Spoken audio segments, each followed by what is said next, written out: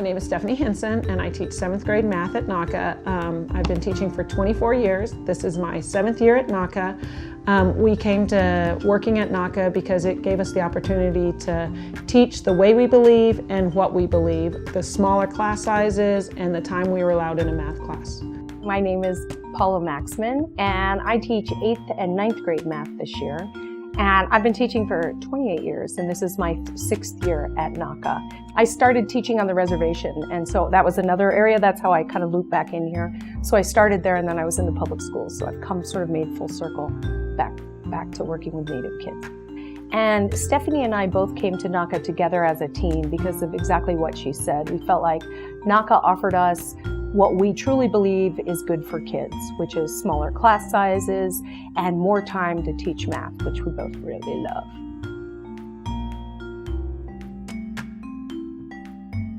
Both of us believe teaching is a very political statement, and frequently in the past, kids that are of lower level don't necessarily get what they're supposed to in mathematics. And with Common Core rolling out, we really believe that kids need to be exposed to that curriculum. And through the connected math process that Stephanie's going to talk about in a minute, we feel like even with kids that have low skills, mathematics can be truly accessible. And the other thing about our philosophy of mathematics is that if kids aren't given the chance to do well in math, they are cut off from careers and professions and higher paying jobs.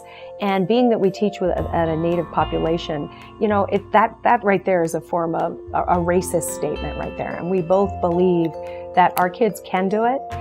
It's our job to figure out how to make it work for kids. So I think that's why I say it's a political statement. That's where it's coming from. So what I like about NACA, although not all the time, right, is that they push us to write UBDs. And UBDs is basically understanding by design, backwards planning. And if you know where you're going, every day you're reminded of that, and it makes your teaching even better. And I take it even that step further. Not only do I have a big idea of where I'm going, I daily plan towards that goal. We have essential questions, essential understandings that we're constantly pointing out to students to keep them connected with what we're supposed to be doing. Sometimes math can be seen as, or people in the past have taught math where it's sort of skill-based, and here's a skill, and kids are not seeing how it's connected. And I think through this whole idea of UBDs, essential questions, I feel like, I hope, that's our ultimate goal, that things are connecting really well with students. So we set up our classroom for discourse, mathematical discourse. We have the students in groups, so not only their student-to-student dialogue, but their student-to-teacher dialogue. And we're really trying to emphasize with the connected math, it's more conceptual than procedural. We see ourselves as a facilitator, you know, and so it's not just the teacher standing up, demonstrating, showing their knowledge, and then the students memorizing and just reproducing what they've done. With the connected math, there's like 3 phases. It's the launch, the explore, and then the summary. Throughout the whole process, we're assessing the kids. You know, we're asking questions. It's an inquiry approach. You know, it's not just, okay, here's how you do it, now go home and do it. It's a problem-centered, where we're putting out rich problems, where the students get one problem, and then they are trying to come up with the way that they're going to solve the problem. And each student will approach it differently. And as the students are working, that's when the teachers, we're walking around and we're asking them questions. We're seeing how they're doing it. When we're working with the launch, what we do is the teacher will present a problem. That's when we will also try to connect with the prior knowledge, maybe come up with vocabulary words, you know, and it's a whole class part. But there's this dance between not giving out too much information because we don't want it to be direct and then the students just do exactly what we say. But it's also, you know, where it's the hook, where the kids are wanting to jump in and try to solve it, and we're giving them enough knowledge to be successful at it, but not giving away how to do it. And then the students will move into the explore part. And at that point, the teachers are walking around the room, and we're if students need one-on-one, we can help with that. Or we're seeing what's going on with the groups. We're answering questions. Again, without giving away how to do things. If we need to redirect the students, that's when the redirection. Make sure they're actually answering the questions that we're providing. And that's probably the majority of when the class time's happening. And again, the whole time we're assessing, we're trying to figure out where are we going to take this for the summary. Then the summary will come back at the end. Sometimes the summary is done when the problem's done. Sometimes the summary might happen mid-lesson. But during the summary, that's when the actual teaching will happen. And again, we take more of a facilitator role where we have the kids, we'll try to get them to come up and they'll produce what their thinkings were, what their understandings were. The teachers will take on a role of asking the questions of, why did you think that? Or where did you come up with that? Were there any other understandings? Trying to get the students to have the discourse. And then again, trying to flow to get to where that point is that we want them to go from the conceptual to where also they can go into the procedural where, you know, they will know the algorithms and make those connections for the students.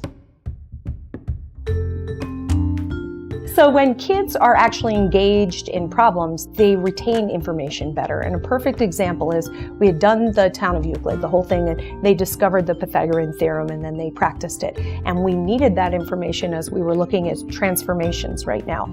And they had to find the slope of certain shapes. And the kids, I was like, you know, remember the Pythagorean theorem, remember Euclid and driving. Oh, and so just that mention, you know, me saying the Pythagorean theorem, as much as I really want them to go, oh yeah, I remember it, that wasn't the hook, it was the town of Euclid and driving around and this whole idea of counting squares for areas. So I think that's a huge piece, and I think that's why not only for our students, we need that for better retention, but I think all students need that. And I think if it's an activity or a rich problem that they're trying to solve, it's going to stick with them more, even if it is just you calling out, remember the Ferris wheel problem in 6th grade. You know, they'll remember the context that it was in and then start to pull back the mathematics that was involved. And it does cut down on more like reteaching all the time. And because that's the other thing, since Stephanie and I both are very familiar with 6th through 9th grade curriculum, it makes it very fluid for like, hey, remember when you, and the kids are like, oh, yeah. And it does come back a whole lot quicker. A great friend of mine talked about this whole balance between having the kids see themselves in the curriculum and also exposing them to new things. Because as we know, when they take assessments or going to college, which is our ultimate hope, it's not always going to be rephrased with native curriculum or a native context. So it's that dance, it's the balance between that. Yet at the same time, if we go too heavy into non-native type things, you really realize that kids don't have a lot of background knowledge to draw from. And I feel like that's part of our responsibility too, to be able to have them look at things and be like, I have no idea what this is talking about. The bike ride on the East Coast? Who would ride their bike on the East Coast, right? That kind of thing. So math is really important in general for people because, as I talked earlier about access to the next level of college or higher paying jobs or STEM careers. But it's also that whole idea of making kids see things beyond just what they're used to seeing. Part of the curriculum that we use, it is from the East Coast.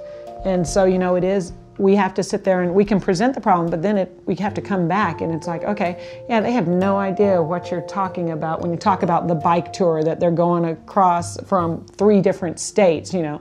So it's trying to bring it back to them. Well, think about if we were driving from here to where they are familiar from. And again, just trying to connect it back to what they are familiar with. I have the opportunity or have had the opportunity to work with Pueblo educators in creating this curriculum that is, it's always Pueblo based and the mathematics kind of comes from that. And it's actually all subject areas. It's not just math, that's just the area I was working with. And so there is a published curriculum out there that we occasionally use, or I just used one with the Pythagorean theorem where we looked at Chaco Canyon and all the axes, the angles of the sun and finding distances. And so I think the more we get exposure to that. And it's not just good for Native students, it's good for all people to know kind of what's going on in Native communities. we do have an opportunity here that we do get to meet with the math team twice a month. So we do have time set aside, knowing that it's important to work with your colleagues. That way you're not in isolation. It used to be where we would have the same prep too, and we would work together, and it's like, okay, well, if you're getting, not only from 6th, 7th, 8th, we've got the vertical team, so we can say, okay, in 6th grade, let me know where you end up at the end of the year so I know where I can pick up, and are they say, we really haven't touched on this as much, they might need a little bit more reviewing, or they're solid on those concepts or the standards. So we definitely have that.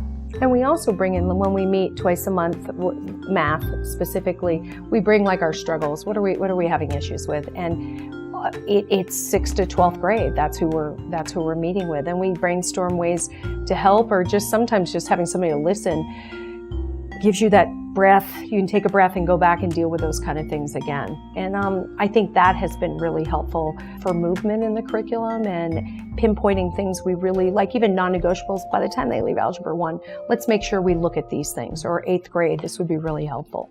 And we've had a consistent group for the most part I've been here for 6 years, and 6 to 7 years, it's been the same group of teachers. So we've done a lot of good, even just setting the curriculum and making sure we know kind of like the end product. What do we want our kids to leave NACA? And I think all of the teachers, we kind of have the same philosophy and the same, outlook of loving math, first of all, coming in and trying to bring that enthusiasm to the students. But then when we also meet, we have like common visions. Each year we try to work on something, maybe even if it's not mathematical standards, or, we're working on how does it work, how do you get students to work together? What does perseverance look like? Those kind of goals that we work on. Yeah, the mathematical practices have been really important to us. Perseverance, we know, is like a key piece to make sure students stick with the math, because math gets hard and sometimes math sucks. It doesn't matter what, you get to a point, and how do you break through that? Do you just quit, go home and say, I'm not going to do math? And we're hoping that's where we want to make sure that kids know that, yeah, it's going to get hard. You do have tools. What questions do you ask yourself? What avenue can you take? What kind of skills can you pull from? I think if I had to say something, because for other teachers that are looking at this, is that teaching is hard. It's a lot of work, it's emotional, it's physical. So you've got to take care of yourself, because if you do not take care of yourself, you do not have the capacity to be that gentle, loving nurturer that you need to be with whichever community you're working with.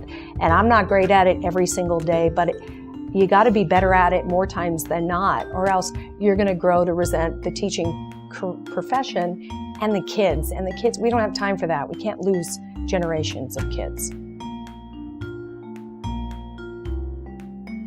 My biggest goal, and it's always been, for students to love math, to see that it's not just number crunching, to come in and see that it's problem solving, it's patterns around, it's relationships, to be enthusiastic about it, even if maybe they don't get the best grade in it, but to still just approach it with that enthusiasm. I want them to be able to have access, to be able to have that fair fighting chance with other students from other schools or other states. So if they don't get the opportunity to be exposed to it, then they don't have that fighting chance.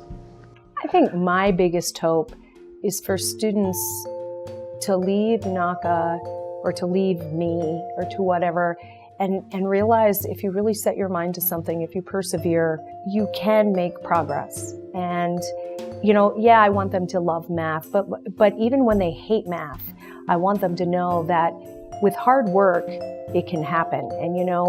And I tell them all the time, I was never, middle school, I wasn't good at math. And a lot of times kids come to us like, I'm either good at math or I'm not good at math. And I wasn't good at it, but for some reason, I just kept going and kept working at it, and here I am today. And so I want them to have that kind of idea of perseverance, like just keep going. Because as we said before in the philosophy, if they don't have the maths and the sciences, STEM careers are shut down for them. Often STEM careers are higher paying careers that can get them out of poverty. And so I guess that's why bringing it all together, my hope is that they find a way to persevere with mathematics so that they have bigger options as they leave NACA or leave us at NACA.